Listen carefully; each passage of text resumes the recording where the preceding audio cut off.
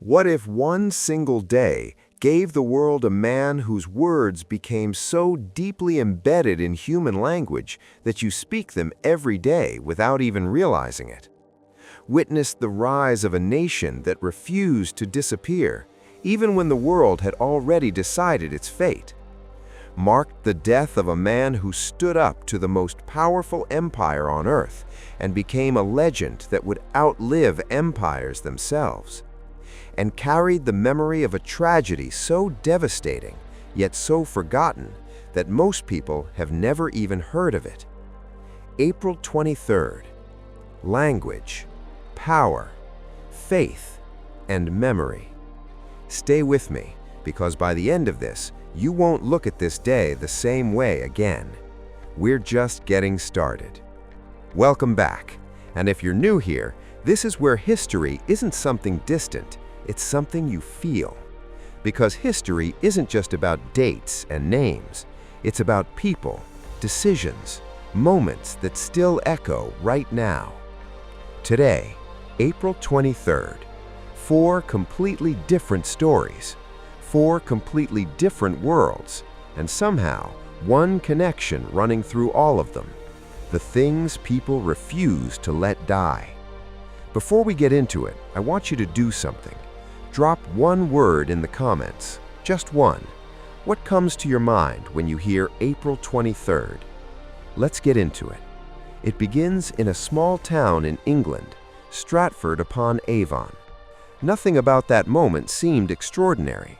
Another child born into a working family, no royal blood, no sign that anything unusual had just happened. But history doesn't always announce itself, because that child would grow up to become William Shakespeare. And somewhere along the way, he would do something no one had ever done before. He didn't just write stories, he changed the way humans understand themselves.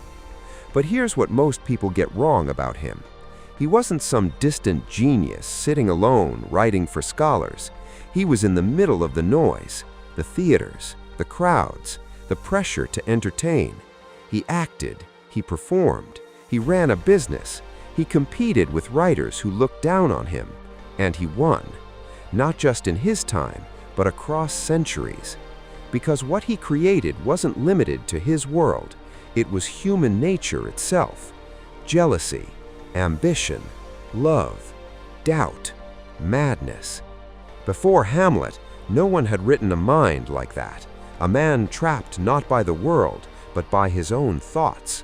Before Iago, evil didn't look like that, cold, calculated, without clear reason. Before King Lear, no one had captured the fear of losing everything, including your own mind, so completely. And then there are the words, hundreds of them, words we still use every day, phrases that feel so natural, most people never question where they came from, and yet they came from him. That's not influence, that's something deeper. That's permanence. He was born on April 23, 1564, and in a strange twist of symmetry, he died on April 23, 1616. Same town, same date, as if his story was meant to begin and end on the same line. But his words never did. They're still here, in conversations, in thoughts, in the way we understand what it means to be human. 4 centuries later. That's not fame, that's immortality. Now shift the scene, from the streets of England to a nation on the edge of disappearing. The year is 1920. The Ottoman Empire, once one of the most powerful forces in the world, is collapsing. 600 years of dominance reduced to fragments. World War I had broken it, and the victors were already dividing what was left. Foreign armies occupied key cities. The future of the nation was being decided without its people. For most, that would have been the end, but not for everyone, because one man looked at that moment and refused to accept it.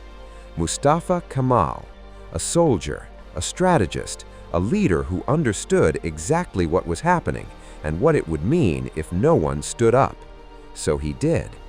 far from the occupied capital, in a place called Ankara, something unexpected happened.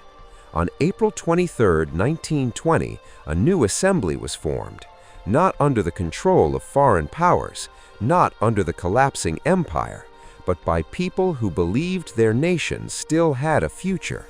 It was a risk, a challenge to everything that seemed inevitable, and it worked. What followed was a brutal struggle, but step by step, that resistance turned into something real, a new country, modern Turkey, built from the remains of an empire the world had already given up on.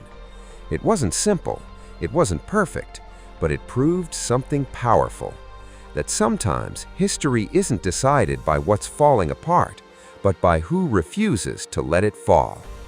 Now go back even further, more than 1,700 years, to the Roman Empire, at a time when refusing to obey didn't just cost you power, it cost you your life. His name was George, a soldier, respected, established, and a Christian at a time when that was dangerous, because the empire had made its decision: follow the rules, worship as commanded, or face the consequences. Most people gave in. He didn't. He refused, publicly, clearly. And once that line was crossed, there was no turning back. He was arrested, tortured, and on April 23, 303, executed. A man who chose belief over survival. And that could have been the end of the story, but it wasn't, because something strange happens in history. Some names disappear, and others grow. His story spread across regions, across cultures, across generations, until it became something more than history. It became legend, a warrior, a symbol, a figure people looked to when they needed courage, a red cross on a white background, a symbol that would go on to travel further than he ever did, across nations, across continents, a man who died for what he believed and became something the world refused to forget. And then, the final story, the one most people never hear, the one history almost let disappear completely.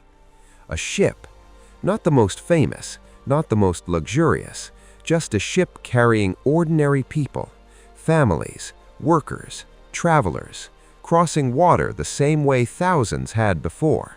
And then, something went wrong. In the darkness, in the fog, a collision, sudden, violent, and within minutes, everything changed. There was no time, no warning, no chance to fully understand what was happening. People didn't slowly realize they were in danger. They were in it instantly. And just like that, it was over. Hundreds of lives gone. A disaster as devastating as the ones everyone remembers. But this one was overshadowed, lost in the noise of bigger events that followed, and slowly forgotten. Not because it didn't matter, but because history moved on. And sometimes that's all it takes. 4 stories, 1 date, April 23rd. A writer who shaped the way we think, a nation that refused to disappear, a man who chose belief over life and became a legend, and a tragedy the world almost forgot. And here's what connects all of them. Not power, not fame, not even time. It's refusal. The refusal to let something disappear. Words, identity, belief, memory. Because the things we refuse to let die don't. So here's what I want to ask you. Out of all these stories, which one stayed with you the most? Which one are you going to tell someone else? Drop it below. I'll be reading your answers. And if this made you see history differently, hit like, because these stories deserve to be remembered. And if you want to know what happened every single day in history, subscribe. I'll see you tomorrow.